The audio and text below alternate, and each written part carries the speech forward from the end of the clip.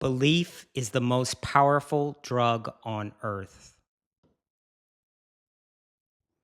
This is something every doctor, every research scientist subconsciously knows, but consciously they're afraid to say. See, 20 to 40% of patients spontaneously get better through a sugar pill. How on earth can all these people be cured of their disease by a sugar pill? The reason is called the placebo effect, and it is the most misunderstood, misrepresented effects in the medical community. The placebo effect happens when a sugar pill or a sham surgery causes a real physiological change. This has been seen as just in your head and a mistake in the data, but it is not. It causes changes in things like blood pressure, brain scans, and even genetic expression. See, we like to believe that medicine works like this secret magical key where we're sick and only the doctor or only the medication knows the combination to unlock your healing. But the truth, most medicine works like ibuprofen.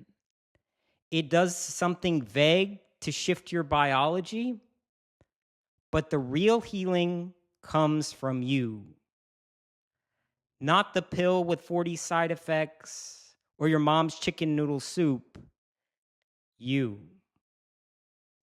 You don't have to go far to look for evidence for the placebo effect, since, as mentioned, literally every drug is tried against it. But in a famous study in 2002 for knee osteoarthritis, they cut up the knees of the patients that had the disease and just sewed it back. Didn't do anything at all. What they noticed was astounding. The group that got the sham surgery reported the exact same pain healing as the group that got the real surgery. It works for performance too. In another study, they gave professional weightlifters a sugar pill, and they told them it was a powerful anabolic steroid. What happened was incredible. The weightlifters crushed their past records and shattered their previous performances through nothing more than a sugar pill. If it works for you, can it work against you? Absolutely. This is called the nocebo effect, and it is much darker and more compelling.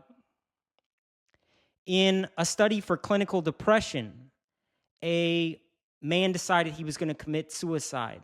So he took 29 of the pills. He collapsed. His heart rate plummeted. His blood pressure skyrocketed. He had to be rushed to the emergency room. But the catch, he was in the placebo group. He did nothing more than swallow a bunch of sugar pills. So, how we view the world will affect how the world will reflect back to us. How can you use the placebo effect to better your life? Well, let's start with the medicine cabinet. Let's say you have a headache, or your back starts to ache, or you have a toothache, and you want to relieve the pain. Instead of grabbing for the chemical, you first watch your mind in a quiet place. Remember mindfulness, cheat code 3. And watch how it spirals back to your pain over and over again. Next, you want to focus on a specific mantra, like my body can heal itself. Notice how very subtly some of your pain will decrease. Focus on that. That is your first win. After you focus on the pain decreasing, that will be further amplified till eventually your headache or your toothache will either completely go away or just be a slight nuisance. Personally, I use this for any painkiller, and I haven't taken one in longer than I can remember. Most people, they don't want to believe this.